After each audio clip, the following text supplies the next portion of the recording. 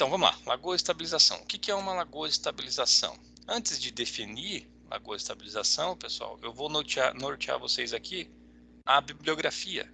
Tá? Qual bibliografia vocês devem utilizar? Nessa disciplina, a gente vem fazendo menção aqui aos livros lá da série do Von Sperling, ok? Então, seria o volume 3, em português, Lagoa de Estabilização. É um livro exclusivamente sobre lagoas, de diferentes tipos. A gente vai estudar 2 tipos hoje, ok?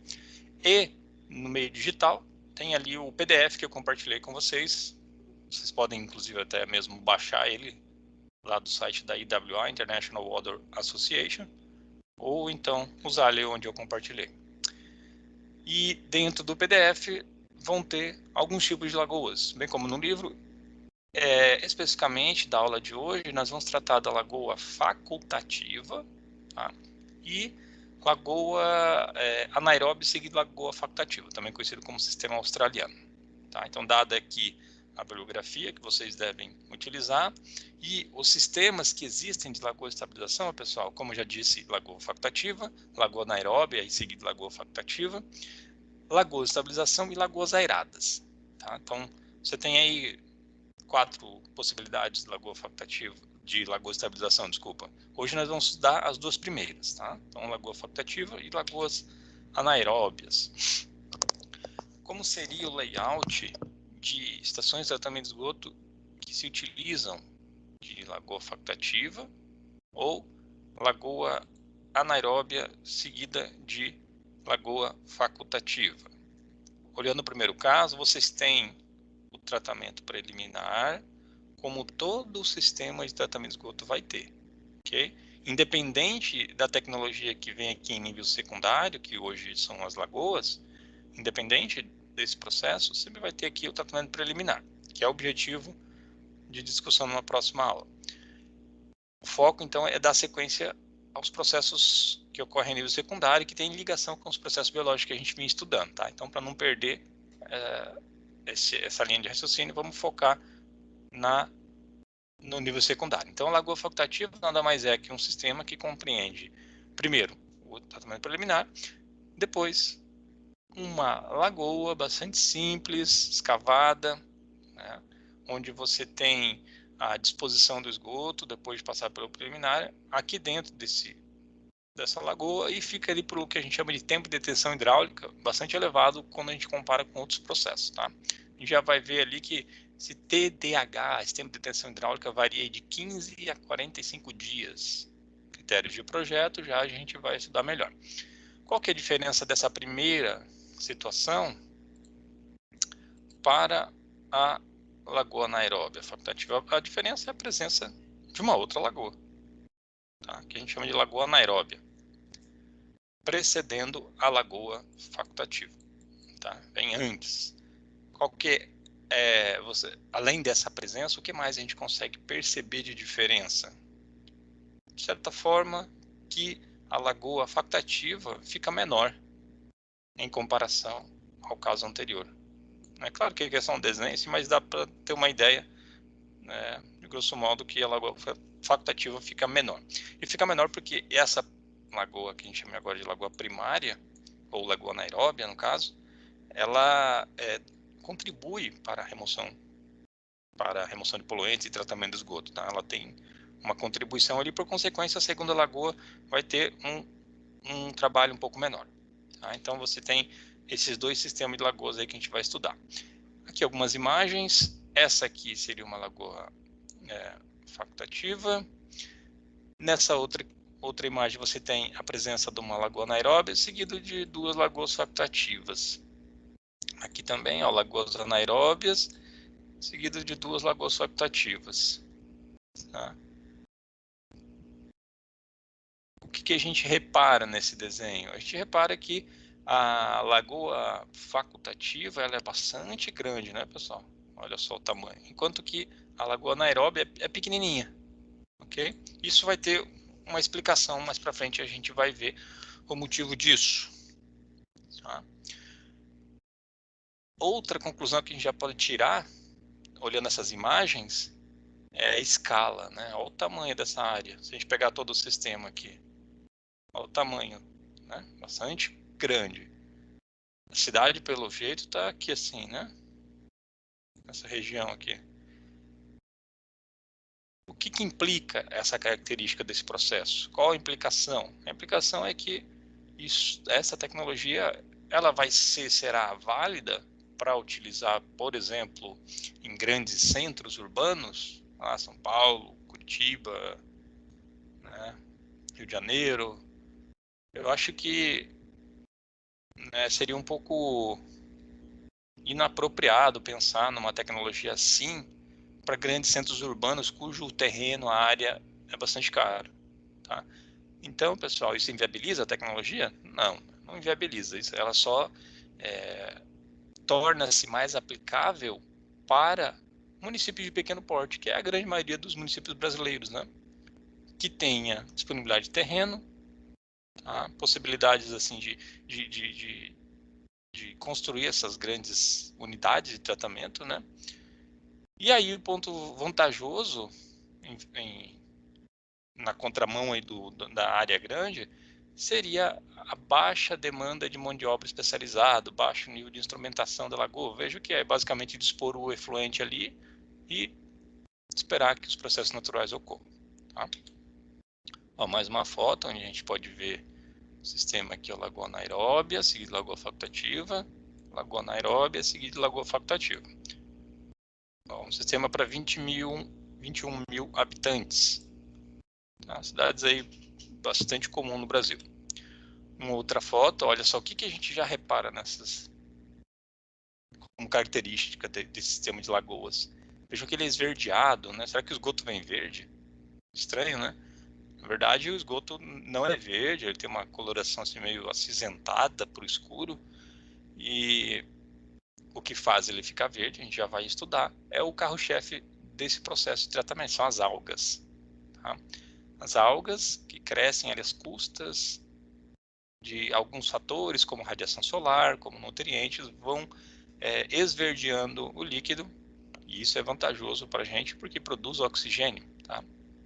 Quer dizer que a alga pega matéria orgânica e produz oxigênio? Não. Primeiro, vocês vão ver que ela é autotrófica. O que é um processo autotrófico?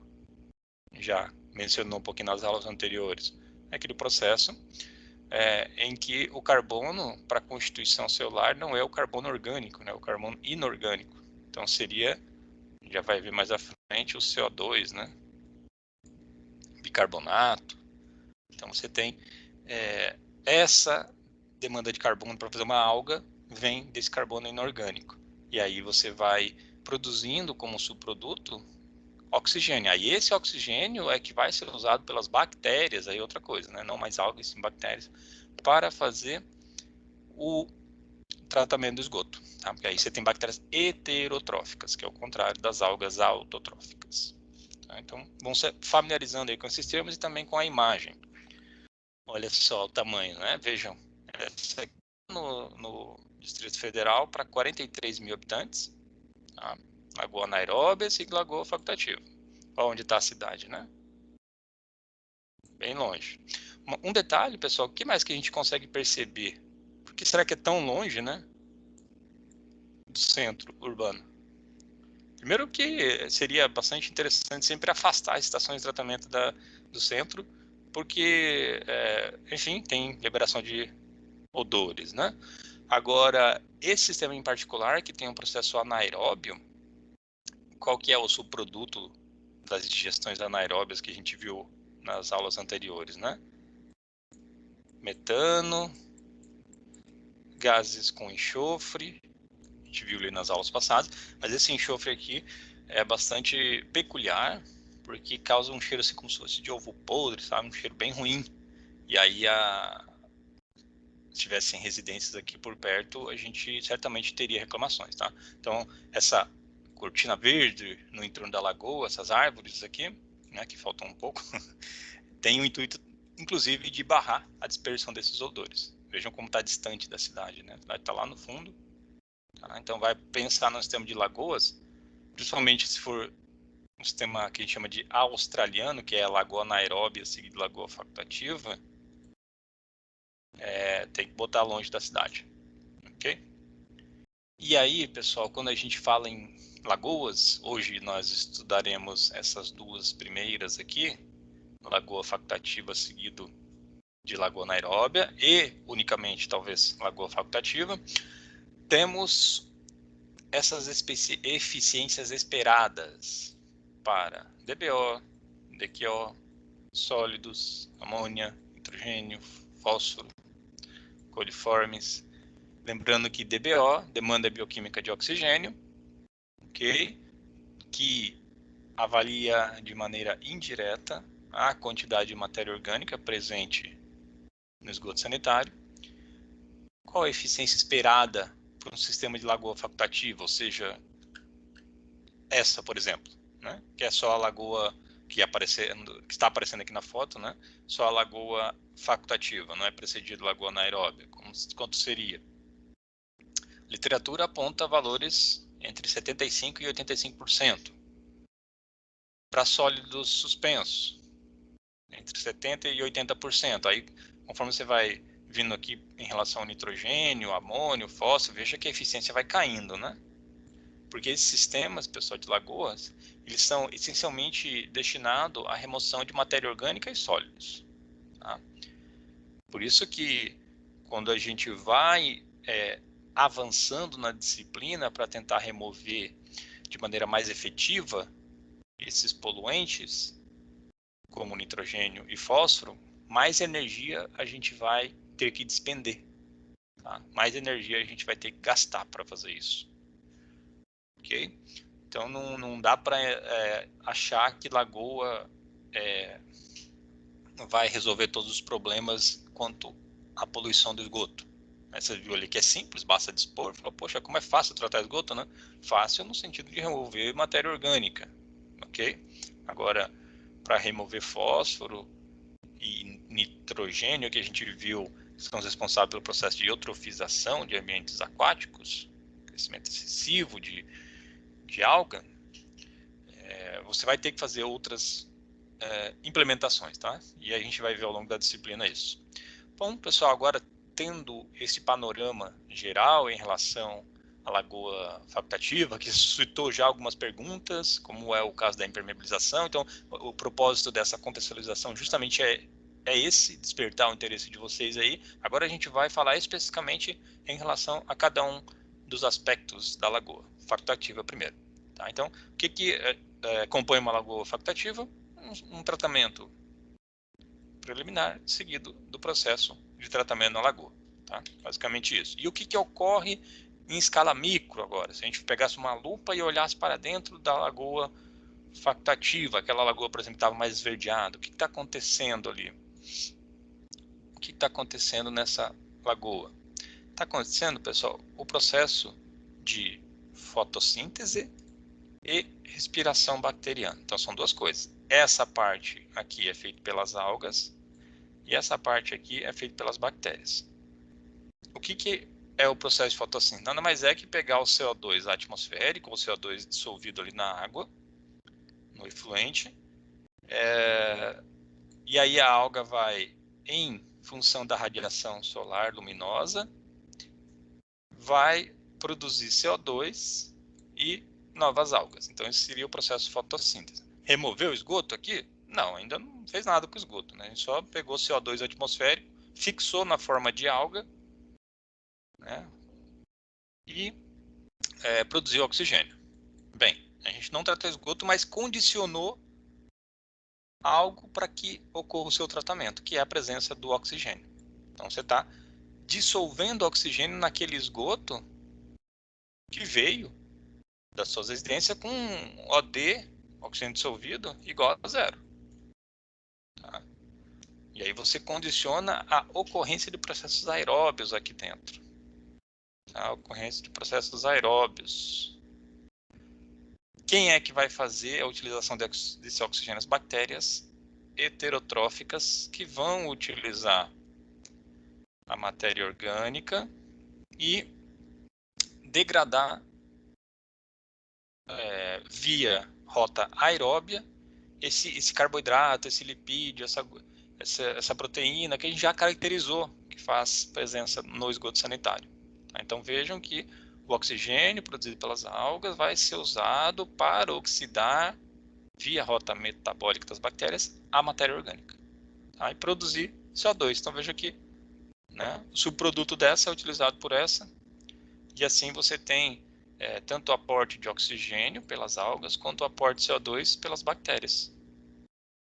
Tá? Então essa seria a escala micro. O que mais que está acontecendo aqui? Bem, parte da matéria orgânica também está na forma suspensa, né? Viu lá? Lembra que a gente definiu o sólido suspenso?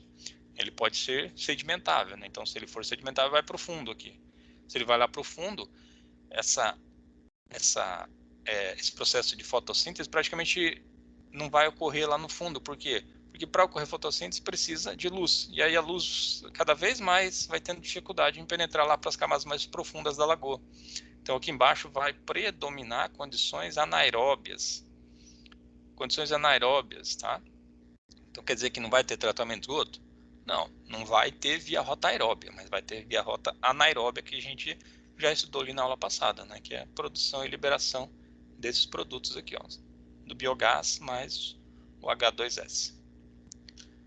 Ok? Então vejam que a gente tem dois ambientes numa lagoa facultativa.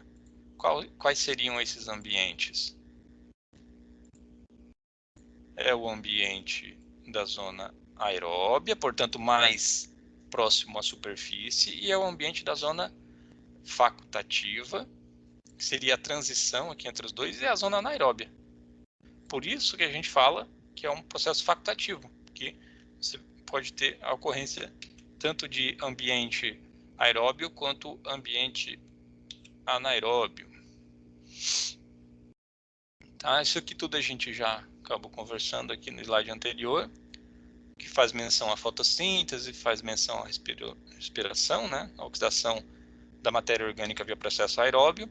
E aí um detalhe que é importante destacar é que a presença das algas ela fica predominantemente na parte superficial da lagoa, geralmente aqui entre 15 a 40 centímetros, que é onde a luz solar penetra de maneira mais intensa.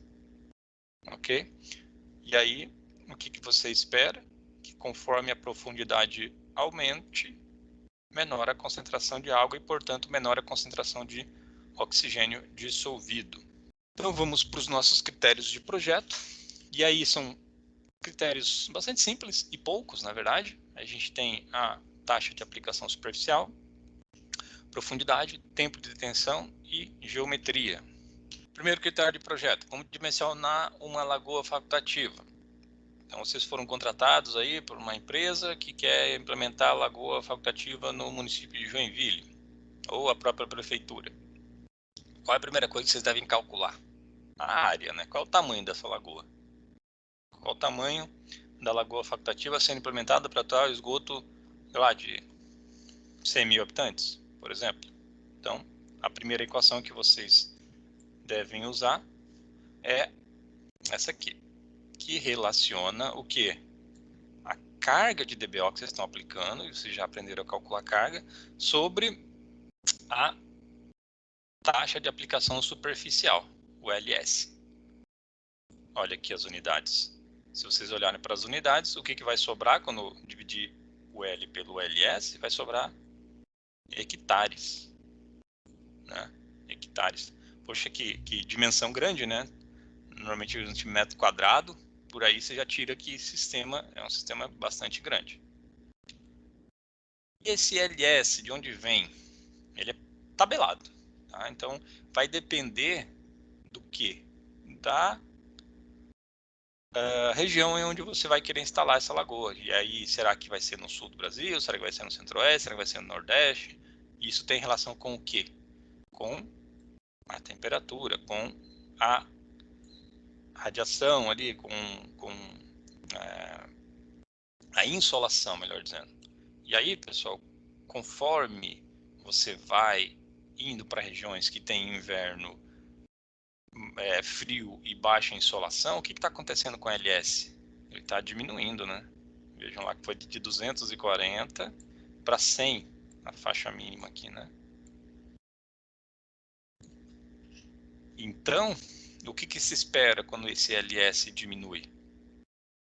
Quando esse LS diminui, o que acontece com a área? Aumenta, né? Ou seja, regiões de clima frio e baixa insolação, as lagoas facultativas serão maiores para compensar o menor LS. Beleza? E aí, como é que a gente faz isso em relação ao nosso Brasil, né? Como que a gente pode classificar? Nós temos aqui um mapa de temperatura para a média do mês mais frio, que seria inverno, né? Que seria o mês de julho. Quando a gente tem aqui, por exemplo, olha só essa região serrana aqui, ó,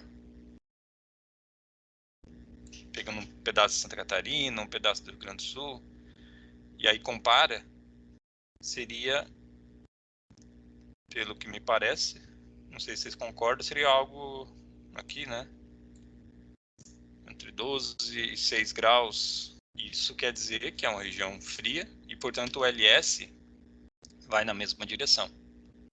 Olha aqui quanto que é o nosso LS, de 9 a 12 graus, naquela região ali. De 90 a 120 kg de DBO por hectare por dia. 90 a 120. Isso é pouco? É bastante? Não dá para saber sem comparar, né? Vamos ver outras regiões de clima mais quente. Vamos pegar aqui, ó, essa 21 a 24. De 270 a 330. Então quer dizer que nessa região de clima quente eu posso aplicar uma maior carga por hectare, por área, em relação ao que se aplicaria nessa região serrana que a gente está fazendo a nossa comparação, né? Joinville, pelo que eu estou vendo, seria esse verdinho aqui, né? Essa região. E aí ele seria de 120 a 170, né? Com temperatura média do mês mais frio de 12 a 15. Vocês se perguntaram por que será que usa a média do mês mais frio? Qual será o critério para isso? O critério para isso é porque é o pior cenário, né? Se a gente depende da radiação solar, da insolação, para que o processo de fotossíntese ocorra, e por consequência para que tenha oxigênio na lagoa, e por consequência para que o esgoto seja metabolizado pelas bactérias, é de se esperar, então, que o critério de projeto deva atender aquela situação de pior cenário também, né? Não adianta a gente querer botar temperaturas altas do verão para obter uma área pequena, e aí em situações quando cai a temperatura, a lagoa não dá conta de tratar. Tá? Então é pensando nisso que a gente usa o cenário pior, né? O cenário onde a temperatura é mais baixa. Muito bem, então uma vez encontrada a área da lagoa que vocês vão implementar, em função da taxa de aplicação superficial, vamos estudar agora o tempo de tensão hidráulica. O tempo de tensão hidráulica, o que é o tempo de tensão hidráulica? É o volume, tá definido aqui embaixo, o volume da nossa lagoa, dividido pela vazão média do efluente. Quando você divide volume sobre metro cúbico por dia, qual que é a unidade que sobra? Dia. Sobrou dia aqui. E aí, qual é a faixa de tempo por um sistema de lagoa facultativa? Entre 15 a 45 dias, conforme eu já tinha colocado lá no início. Entre 15 a 45 dias. Esse número, pessoal, não sei se para vocês é alto ou é baixo, mas já lhes adianto que ele é bastante elevado se a gente comparar com processos mais tecnológicos, vamos dizer assim. Como seria o processo de lodos ativados, que é uma tecnologia que a gente vai estudar nas próximas aulas. só fazendo um paralelo, quanto é o TDAH de louros ativados? Normalmente menor que 24 horas. Menor que 24 horas. Tá? E olha aqui, a gente está falando de 15 a 45 dias. Né? Por que fica tão mais rápido nos louros ativados? Ou por que fica tão mais devagar nas lagoas? Porque a lagoa é um processo natural. Tá? E isso, o que quer dizer ser um processo natural? É um processo que depende dessa dinâmica aqui, ó, de fotossíntese, de insolação, do crescimento bacteriano lento, com baixas concentrações, né? Ao passo que nos louros ativados a gente não depende da insolação, a gente põe aeradores, insufla com oxigênio, com ar atmosférico ali, né, faz o turbulenamento da massa líquida para promover a difusão de ar no esgoto. E aí você desvincula toda a situação da insolação com o tratamento. E por isso que fica bem mais rápido no processo de louros ativados em comparação com a nossa lagoa facultativa. Muito bem, então vamos área, tempo de tensão hidráulica, geometria. Qual é a geometria que a gente deve respeitar? A geometria de um sistema de lagoa facultativa normalmente respeita essa relação de 2 a 5, a divisão do comprimento sobre a largura respeita essa relação de 2 a 5. O que isso quer dizer? Que se eu pegar o comprimento e dividir pela largura, vai ficar compreendida entre essa faixa aqui. Tá? Esse exemplo, que é aquela lagoa lá que eu mostrei para vocês no início, a área dela é de 1.800 metros quadrados. E aí ela tem 72 metros de comprimento e 25 de largura. Isso é equivalente a uma relação comprimento sobre largura igual a 3. Tá? Fica, portanto, aqui na meiuca aí da faixa. Beleza? Não quer dizer que vai ser sempre 3, é só o caso ali do terreno que foi utilizado, em que podia ser utilizada esta relação. Tá? Então, é importante ressalvar isso aqui, ó, obedecendo, no entanto, as peculiaridades topográficas de cada situação. Como é que a gente estima a remoção de DBO? Né? Como é que faz para estimar o quanto de matéria orgânica?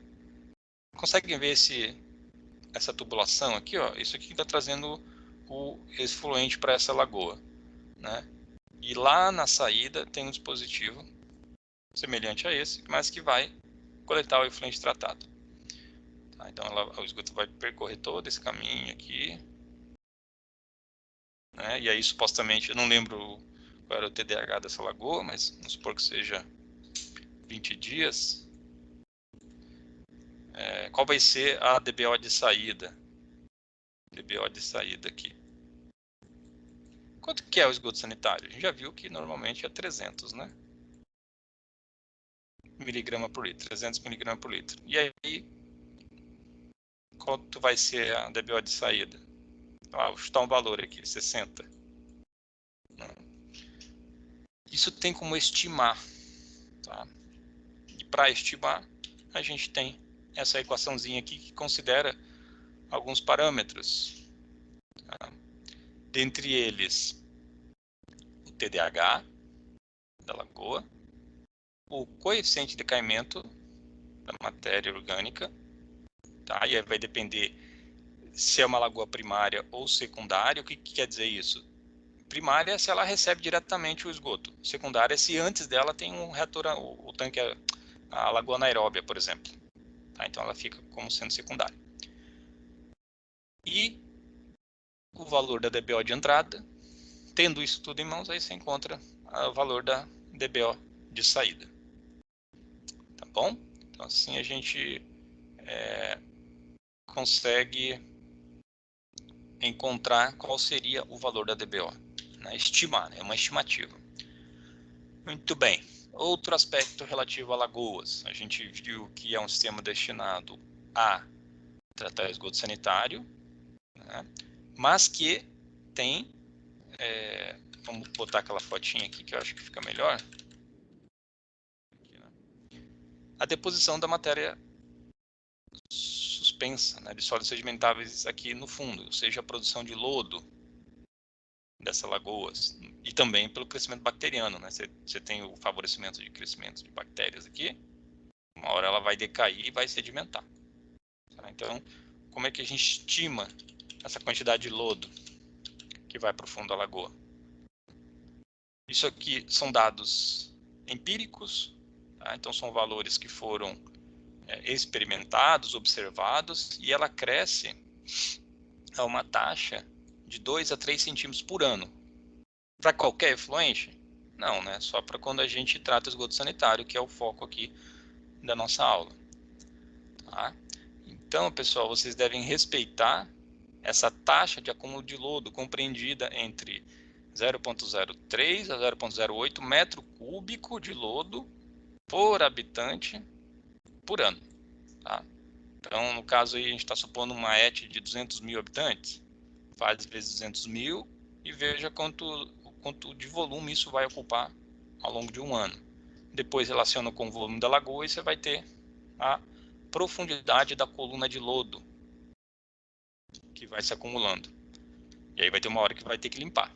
E essa hora é quando esse volume aqui, ó, quando esse volume, cadê a caneta aqui? Às vezes ela some. Quando esse volume atinge a altura de 1/3 da lagoa. Tá bom?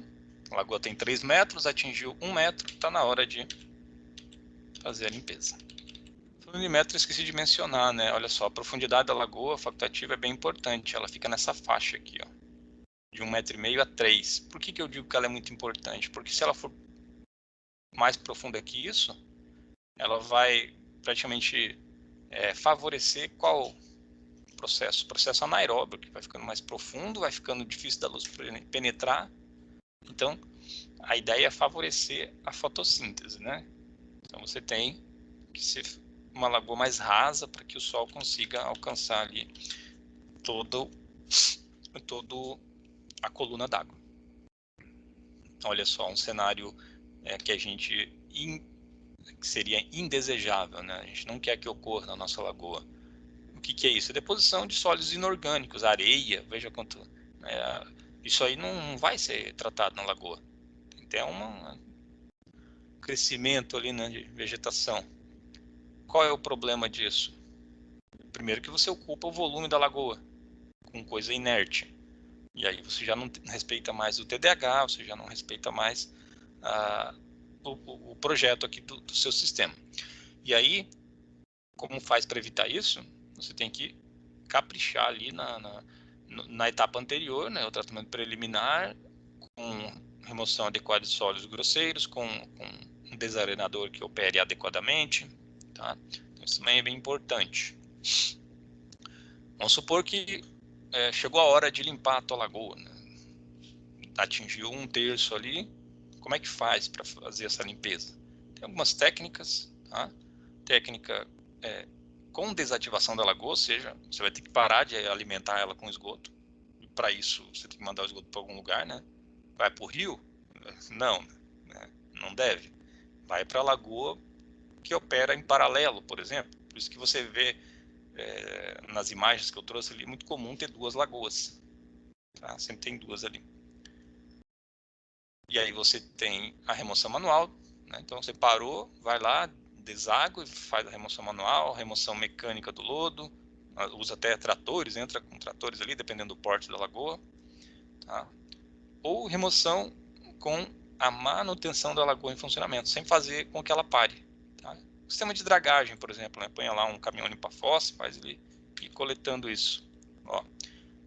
Aqui, na verdade, ele está usando caminhão limpa-fossa, mas ele parou a lagoa, né? Dá para ver que não tem esgoto aqui. Então, vai dragando isso aqui até onde dá, depois entra com raspagem manual. Olha aqui um cenário já mais em grande escala, né? O tamanho dessa lagoa, bem profunda. Isso aqui está com cara de ser lagoa anaeróbia, né? Porque ela não é... Eu acredito que tenha mais de 3 metros aí de profundidade, né? Então você favorece as reações anaeróbias. Olha como que o lodo é escuro. Isso por causa do processo anaeróbio, né? Então, todo aquele sólido depositado vão para o fundo. Talvez possa surgir uma pergunta, né? Pô, você não vai estragar essa lona, essa impermeabilização? Se chegou nesse momento aí de limpar, provavelmente você vai ter que trocar esse material. Tá? De quanto em quanto tempo tem que fazer a limpeza? Talvez essa seja uma pergunta também que surja. Você tem aqui, ó, taxa de acúmulo de lodo em intervalo de anos. Para lagoas anaeróbias, você tem que fazer a limpeza em menos de 7 anos. Né? Deu lá o 7º ano de operação, vai lá e faz a limpeza. Para lagoas facultativas primárias, ou seja, que não tem o reator anaeróbio antes, né, a lagoa anaeróbia, acima de 15 anos. Então 15 anos é bastante tempo, né? Vejam, se tiver que trocar a manta ali, 15 anos já se pagou aí, né, o custo da manta.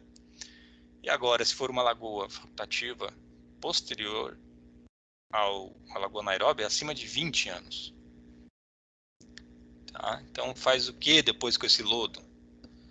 Aí você já tem o lodo estabilizado, basta, né, remover essa água que fica nele, né, e disposição, por exemplo, em aterro sanitário ou até mesmo reuso agrícola, dependendo da legislação aí que tiver em vigor. Né? Ou você entra com tratores, né, ou manual. Isso aqui já é mais tenso, né? Acho que vai um bom tempo para a galera conseguir remover todo esse material aqui.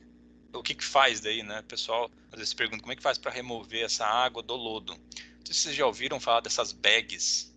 Né? Seria como se fosse um material permeável, você vai jogando o lodo aqui dentro e ele vai permitindo a passagem só da água. Só um filtro. Tá? E aí você deixa depois ele sob uma cama de brita aqui, ele vai escoando essa água. A água, claro, você tem que voltar para a estação depois. E depois o lodo que vai acumulando aqui você deixa secar. E claro, vai ficar mais fácil de dispor, né? A disposição dele vai ser mais fácil, porque já está mais seco, o volume é menor, né? Menos peso. Olha só o aspecto desse lodo. Né? Esse aqui você vai ter que fazer um deságue e botar num leito de secagem. O que seria um leito de secagem? Não sei se a gente vai abordar, nessa disciplina acho que mais para frente a gente vai discutir leito de secagem. Mas é basicamente um processo onde você dispõe esse lodo sobre uma superfície exposta à radiação, né, exposta à insolação, e esse processo vai fazer com que a umidade vá se evaporando. Tá? Então esse é o processo mais simples, mas tem outras técnicas, tem centrífuga, tem filtro prensa, tem às vezes adensador, né, dependendo da concentração. Esse aqui não seria o caso do adensador, né? Seria mais o caso de centrífuga, filtro prensa ou leito de secagem. O que é uma centrífuga? Tipo uma centrífuga de roupa. Você bota lá dentro, só que, né, apropriada para isso, vai girando e vai tirando a água do material. Algumas ETs usam isso. Quando que cabe o uso de centrífuga ou leito de secagem? Aí vai depender do contexto. Por exemplo, no sistema de lagoas, como ele é simples, dificilmente você vai ter na estação uma centrífuga. Porque não casa, sabe? O consumo energético de uma centrífuga é muito alto. Não justifica. Se você tem lagoas, é porque a área é mais barata. Aí você vai lá e põe leito de secagem. Entende? Que aí combina com o cenário onde foi instalado essa lagoa. Outro aspecto construtivo, os taludes. Normalmente a gente respeita, né, essa proporção de 1:2 para fazer aqui os taludes da lagoa de estabilização. Então, se você quer encontrar aqui o comprimento da base do talude, e você tem essa, no caso, 2:1, né? Aí você põe o 2 aqui, põe a profundidade, né? No caso, a profundidade de 2 metros, você vai encontrar que a base, que o comprimento da base do talude vai ser de 4 metros, tá? Então, a base lá de baixo. E uma foto de escavação. Essa aqui é daquela lagoa esverdeada lá que eu mostrei para vocês. Lá, na verdade, não é nem esgoto sanitário, ela trata efluente de laticínio. É lá no Paraná, na cidade de Ponta Grossa. Então, a terra vermelha aí, para quem é do Paraná sabe que é bastante comum naquela região. pessoal fazendo escavação aqui, né? Construção dos taludes. A profundidade, veja que ela é mais rasa. Se não me engano, é de 1,5 m. Muito bem, aí está chegando agora na parte que o colega perguntou, né? Como que a gente faz a impermeabilização.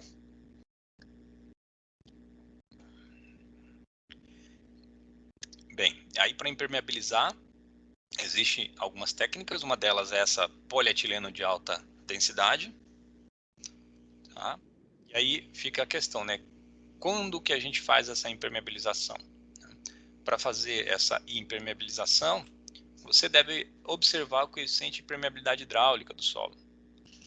Tá? Então, se é um solo muito permeável, né, com coeficiente de permeabilidade K maior do que 10 a menos 6 metros por segundo, você deve proteger o teu fundo ali. O que é proteger? Impermeabilizar. Tá? E a impermeabilização pode ser feita com essas mantas. E assim vai, né? Conforme o solo, se ele tiver um coeficiente de permeabilidade hidráulica maior do que 10 a menos 9 metros por segundo, então, cadê aqui? Se houver utilização de água subterrânea para abastecimento público, sim. Caso o município ali tenha um poço, por exemplo, artesiano, que usa a água para abastecer a cidade, aí sim vai ter que fazer estudos hidrogeológicos para ver se o terreno precisa ser impermeabilizado. Tá? Então, aí, situação contrária, você vai voltando aqui, né? O K menor do que 10 a menos 9 metros por segundo, não há risco de contaminação. Então, você não precisa fazer a impermeabilização. De maneira geral, pessoal, a galera acaba indo para o cenário mais cuidadoso, no sentido de impermeabilizar o solo. Eu não sei fazer, eu não consigo fazer a sondagem aqui, não tenho aparato para isso, como é que eu faço? Você pode buscar os mapas de solos aí do Brasil, ver a região que você está e mais ou menos você vai conseguir ter uma ideia do tipo de solo que tem lá.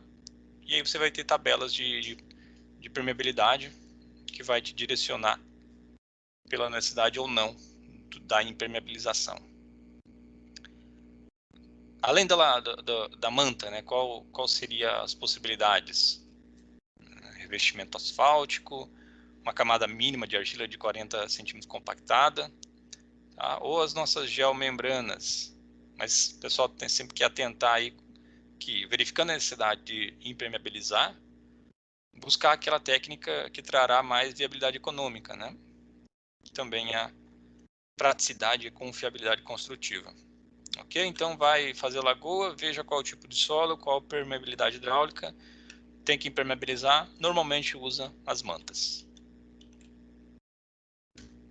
Como é essa foto aqui, né? Está mostrado aqui alguns exemplos de impermeabilização da lagoa. Tá? O pessoal também tem que tomar cuidado com a drenagem da água pluvial, né? Porque senão vai começar a erodir aqui o teu terreno, vai começar a desconfigurar a lagoa. Então faz aqui as canaletas, um pouco de brita aqui, né? Proteção dos taludes, esse aqui está em concreto. Então você tem esses detalhes que tem que ter cuidado na hora de construir a lagoa. Tá? Muito bem, então aí chega no efluente final. Esse aqui seria o nosso efluente tratado, nosso esgoto tratado da lagoa. Eu não sei se vocês conseguem reparar, mas ele tem, olha só que o contraste dá para ver, ó, mais esverdeado. Por causa do quê? Por causa da alga. Tá? Então você tem esse é o córrego onde está sendo lançado o efluente da lagoa. Né? Dá para ver aqui, parece que a vazão do que vem da ET é até maior do que do próprio rio, o que é estranho. Talvez seja um cenário aí de pouca chuva na região. E aí você tem essa tonalidade verde, tá jogando alga no corpo hídrico. A gente tem dois cenários aqui. Se a alga encontrar condições para continuar viva, é de certa maneira até benéfico, porque ela vai continuar produzindo oxigênio. Agora, se encontrar fatores limitantes, como baixa concentração de nutrientes, baixa carbono inorgânico, ela vai decair, ela vai morrer, e aí com isso ela vai liberar os seus constituintes celulares, que são matéria orgânica também, e você tem um cenário de poluição. Tá? Então, tem esses dois aspectos que a gente deve tomar cuidado, e algumas ETs, inclusive, atuam para remover, fazer um polimento final aí dessas algas, com uma cama de brita, né, com Etlans, tem algumas alternativas, mas geralmente o efluente da lagoa consegue acatar o que a legislação coloca como de sólido suspenso. Tá? Muito bem, pessoal. Então, esse é o contexto teórico do processo de tratamento de esgoto via lagoas. Tá? Agora a gente parte para a parte prática, né, de dimensionamento de uma lagoa. Vocês têm no livro do Von Sperling, sempre ao final de um conteúdo, a resolução de exercícios, onde ele sempre coloca ali uma população de 20 mil habitantes, né, por exemplo, e faz o procedimento de cálculo. Eu trago para vocês essa mesma sequência, mas aí a gente vai aplicar para a cidade de Joinville, tá? Para o município de Joinville. Então, vocês vão dimensionar uma lagoa facultativa para o município de Joinville. Para isso, vocês vão precisar de alguns dados, além dos que a gente já vai adotar do próprio exercício. Mas o que muda do exercício do Von Sperling para Joinville? Por exemplo, temperatura. Qual que é a temperatura média do mês mais frio de Joinville? Vocês vão procurar isso. Qual que é a população? Bom, a gente não vai usar uma ET só para toda a cidade de Joinville. Isso não se faz, né? A gente finalmente descentraliza um pouco o tratamento. E aí eu tinha pensado numa ET de uns 200 mil habitantes. Tá? Então, vamos botar aí de 200 mil. Qual é o LS, a taxa de aplicação superficial para o município de Joinville? Vocês vão buscar isso em função da temperatura. Tá? Professor, como é que eu faço para seguir os cálculos? Lá no PDF de Lagoas, eu vou abrir com vocês aqui, vocês vão ter a sequência que vocês devem executar de cálculos, e aí só vai substituindo os valores. Por exemplo, aqui, ó, qual que é a vazão? No exercício era de 3 mil metros cúbicos por dia, mas no caso de Joinville vai ser maior, porque não é 20 mil habitantes a cidade, né? É 200 mil a hipótese que a gente está considerando. Tá? Então esse é o exercício. O que vai mudar no caso de vocês? População, vai mudar a população, vai mudar a vazão. A DBO vocês podem usar a mesma, tá? Porque isso aqui é típico. A temperatura não. A temperatura vai, não sei, na verdade, tem que procurar ali. Tem que procure no Google, veja qual que é a temperatura média do mês mais frio de Joinville. E aí sigam essa sequência de cálculo. Tá? Cálculo da carga de efluente, lembrando que carga é vazão vezes concentração. Qual é a vazão que a gente vai usar? Considerem um consumo de água, por exemplo, de 150 litros por habitante por dia. Anotem esse valor, 150 litros por habitante por dia. Aí, se você multiplicar por 200 mil habitantes, vocês vão ter a vazão em metro cúbico por dia. Muito bem. Então, pessoal, a primeira coisa colocada ali na sequência do livro do Von Sperling, no caso dele era dada a vazão, a gente tinha que calcular. Então, é 150 litros por habitante por dia, colocado aqui. Qual é a população? 200 mil habitantes. Então, 150 vezes essa população dá para a gente 30 mil metros cúbicos por dia. Muito bem, encontramos a vazão, agora a gente deve encontrar a carga, que vai ser lá daquela equação que a gente apresentou, o nosso L.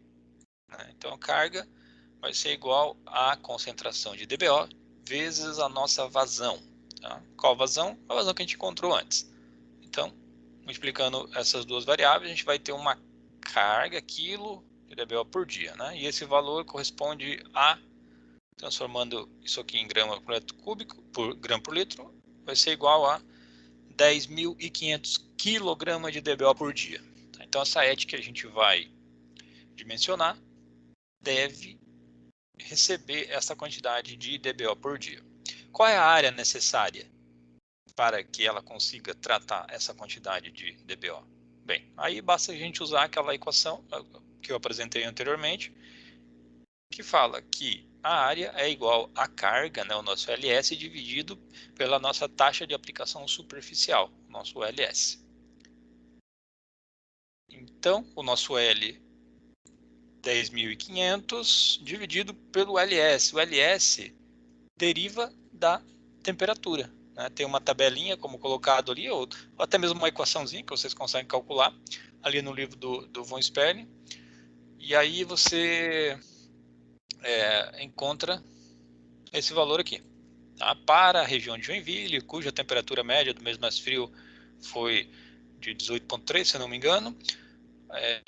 Então, fazendo essa conta, chegamos ao valor de que a área total do nosso sistema de lagoa facultativa deverá compreender a área de 57,37 hectares, ok? Para conseguir tratar essa quantidade de dBO que está.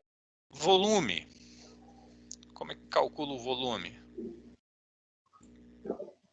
Basta a gente lembrar que volume é igual à área da base da lagoa vezes a altura, né? Ou a profundidade. Qual é a profundidade? O exercício fala para a gente adotar 1,8 metros, né? Aí a gente pega a área agora em metros quadrados, que a gente encontrou anteriormente, que era o nosso 57,37 hectares, multiplica por 10.000, né? Para dar em metro quadrado. Assim a gente chega que o volume da nossa lagoa, tá? Então o volume vai ser igual a este valor gigante aqui. Deixa eu ver quanto que é. 10 milhões. Também não. 103 mil, também não. Quanto é isso? 1.032.660 metro cúbico, tá? 1.032.660 metro cúbico. Muito bem. Próxima etapa, encontrado o volume, é encontrar o nosso tempo de tensão hidráulica. Para isso, basta pegar o volume e dividir pela vazão. Qual vazão? Ora, a vazão que a gente usou no cálculo anterior, né, obtida por meio daquele 150 vezes a população. Então, pega-se o volume calculado anteriormente, divide-se pela vazão e chega-se ao valor de TDH de 34,42 dias. Primeira pergunta, esse valor está dentro da faixa? Está ok? Sim, né? A faixa é de 15 a 45 dias, segundo a literatura. Tá? 15 a 45 dias. Então, seguimos. Aí, pessoal, tem outras passagens aqui. Devido ao tempo, a gente tem que abordar ainda mais um conteúdo. Eu vou pular aqui para essa parte. E aí, vocês fazendo o sequência de cálculo ali do livro, né, nós já encontramos essas três variáveis primeiras. Falta encontrar o que? A nossa DBO solúvel, a nossa DBO particulada, a nossa DBO total, a eficiência, a produção de lodo em metro cúbico por ano, a espessura da camada de lodo por ano e em 20 anos, que é o horizonte de limpeza ali, né? Qual vai ser a profundidade dessa coluna de lodo, bem como o comprimento e a largura. Tá? É bem simples, é só seguir o passo a passo ali do livro que vocês vão encontrar esses valores, tá? Então, pessoal, iniciando aqui com as lagoas anaeróbias,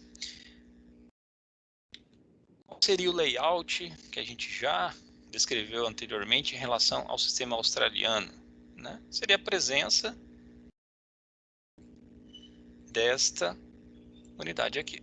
Né? Então, a sua ET ali de Joinville, por exemplo, além de ter a lagoa facultativa, agora vai ter uma lagoa anaeróbia antes. Então, essa é a principal diferença. Tá? E aí, quando você olha para a lagoa anaeróbia, o que ela vai ter de diferença em relação à lagoa facultativa? A gente vai ter diferença de profundidade. Tá? A lagoa anaeróbia, ela é bem mais profunda. Tá? A gente usou, por exemplo, no exercício 1,80 m, né? Lagoas anaeróbias normalmente ficam de 3 a 5 metros de profundidade, justamente para inibir a fotossíntese inibir o processo de fotossíntese, tá? E assim condicionar as reações anaeróbias. Aí você joga uma quantidade de carga orgânica num volume pequeno, tá? E faz com que não consiga atingir concentrações de oxigênio maiores que zero, né? E aí você tem um processo anaeróbio. Aqui a gente tem um esquema, uma imagenzinha que representa uma lagoa anaeróbia. Aqui está falando, ó, menor área superficial. A lagoa é menor em relação à lagoa facultativa. Isso representa o que a gente chama de maior COV, maior carga orgânica volumétrica. A gente vai usar bastante essa sigla aqui, tá? Carga orgânica volumétrica. Se na lagoa facultativa vocês usaram a taxa de aplicação superficial para dimensionar, para lagoas anaeróbias isso não tem sentido, tá? O parâmetro é a COV, a carga orgânica volumétrica, que é em profundidade agora, né? Então vejo aqui uma imagem do sistema australiano, a lagoa anaeróbia é menor, a lagoa facultativa maior, justamente porque aqui a anterior ela é mais profunda em relação à nossa lagoa facultativa. E uma outra vantagem, olha só, 2/3 do requisito de uma lagoa facultativa única. Tá? Então a gente tem uma redução aí de aproximadamente 33% na área total do sistema, quando comparado com uma lagoa facultativa única. Tá? Aqui mais umas imagens. Tá? Esse aqui lá de Sorocaba.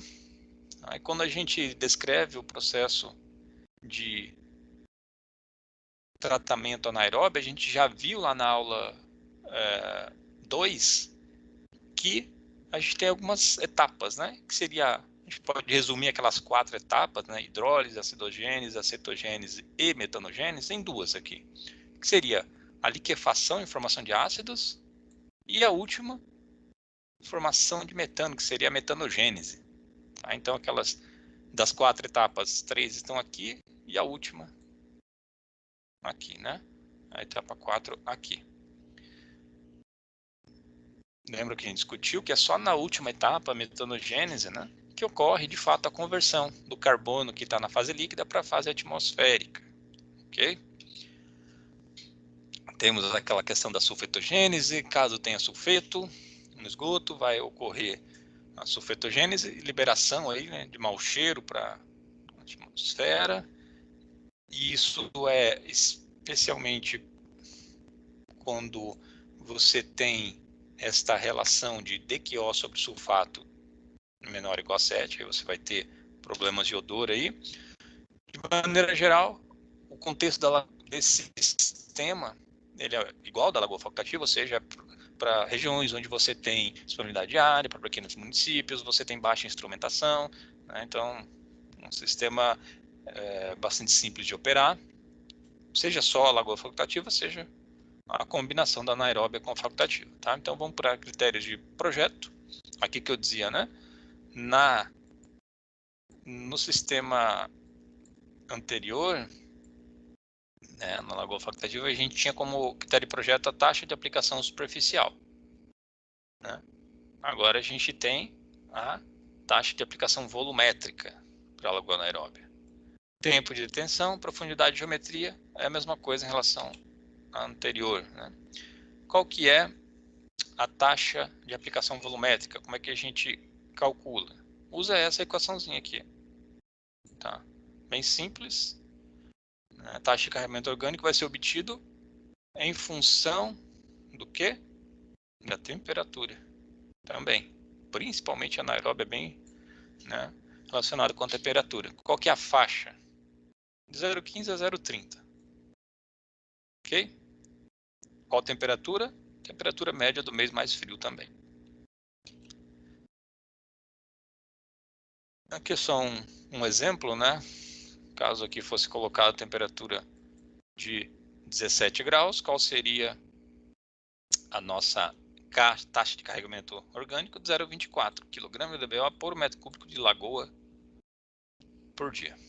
Estaria dentro da faixa de referência ali, né? Aqui é só exemplo de aplicação. Vamos para o outro critério de projeto, que além da COV seria o TDAH. Olha só a redução. Antes de 15 a 45 dias, né? Agora de 2 a 6, ou seja, é um TDAH bem menor. É um TDAH bem menor. Por que será? É porque o volume é menor, porque a dimensão é menor, logo, quando você trata a mesma vazão, né? Botando aqui um volume menor, o que vai acontecer? Esse TDAH vai ser menor. Tem esses valores em mente. E a profundidade, por sua vez, de 3 a 5 metros.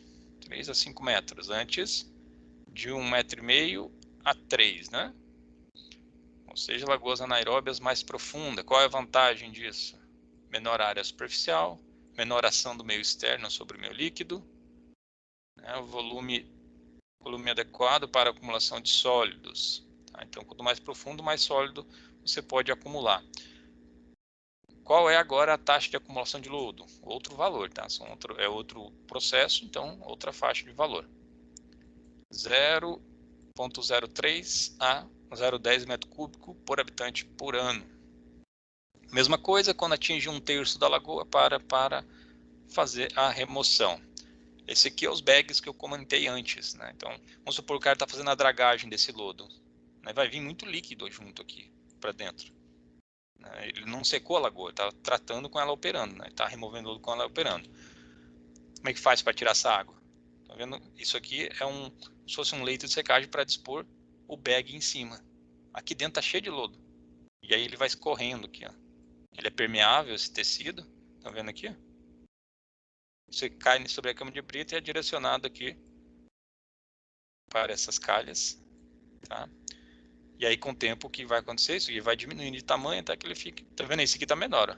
Mas já tá um tempo lá dentro. Depois você abre ali e remove todos esses sólidos. Muito bem. Aí, pessoal, a ideia dessa outra atividade é fazer o quê? A mesma coisa que vocês fizeram com o exercício anterior, tá? Só que agora colocando uma lagoa anaeróbia antecedendo o sistema da lagoa facultativa, tá? Então, qual que é o propósito? É perceber o quanto vai reduzir as dimensões da sua lagoa. Antes, nós vimos que a lagoa facultativa tinha uma área de 57,37 hectares para tratar o esgoto de 200 mil habitantes. Né? 200 mil habitantes. Quanto é que vai reduzir essa área para tratar a mesma quantidade de esgoto se eu utilizar uma lagoa anaeróbia aqui? Claro que não vai ter essa geometria aqui, né? Mas só porque coube no desenho. Quanto é que vai diminuir? É isso que o exercício se propõe. E aí a mesma coisa, vocês têm ali no PDF uma sequência de cálculo que é o capítulo seguinte. Tá? Se vocês pegarem aquele PDF, vocês vão ver que tem uma sequência ali de lagoa anaeróbia para lagoa facultativa. Aí vocês vão fazer para o município de Joinville. Tá? A temperatura foi 18,3, né? População 200 mil habitantes. A vazão é outra coisa, né? Não é justamente 10 vezes mais, né? Aqui 200 mil 18,3. A DBO de entrada é a mesma coisa. Tá? Profundidade 4,5 metros. E a taxa de aplicação volumétrica de 0,15. Tá? Vamos ver aqui. Aí tem a sequência de cálculo que a gente foi fazendo aqui. Deixa eu ver se tem o desenho aqui no final. Vocês vão ter algo parecido a isso. E essa é a resposta que eu quero que vocês me tragam. Opa! Para o exercício que foi feito aqui, em outra turma, esta redução foi de 42,95% da área, em comparação ao sistema de lagoa facultativa única. Nessa nova concepção, a sua ET vai ter esta cara aqui, né? Ou seja, lagoa anaeróbia seguida de lagoa facultativa. Vocês vão apresentar a área total do sistema, o volume total, o TDH, a DBO, isso tudo relativo a essas duas aqui. E esses outros dados relativo a essa unidade anaeróbia. Tá? Lembrando que esses valores aqui não é a resposta do exercício com os dados que vocês vão usar. É a resposta em relação a uma outra aula de um outro exemplo. Ó, tem toda a parte da teoria aqui também, tá? Tudo que eu estou passando para vocês, ó, o valor do K, tiver alguma dúvida ali, vai nessa teoria. E aí o exercício está na página 54, está aqui, né? Opa, 54. Lembrando que não é essa população que vocês vão usar, é outra. E aí vão fazendo a sequência de cálculos. Deixa eu ver, ó. Até a letra G é tudo relativo à lagoa anaeróbia. Daqui em diante é o readequamento da lagoa facultativa em função da presença da lagoa anaeróbia. Ok? Aí tudo que tiver para ser adotado, por exemplo, uma remoção de 60% na lagoa anaeróbia, quanto que vai sobrar de carga a ser aplicada na lagoa facultativa? Né? Para esse caso aqui foi 420, para vocês vai ser outro valor, né? Tem que fazer esses, ó, daí a altura também, 1,80 m, e até que vocês chegam, né, no valor final lá, um desenhozinho semelhante a esse,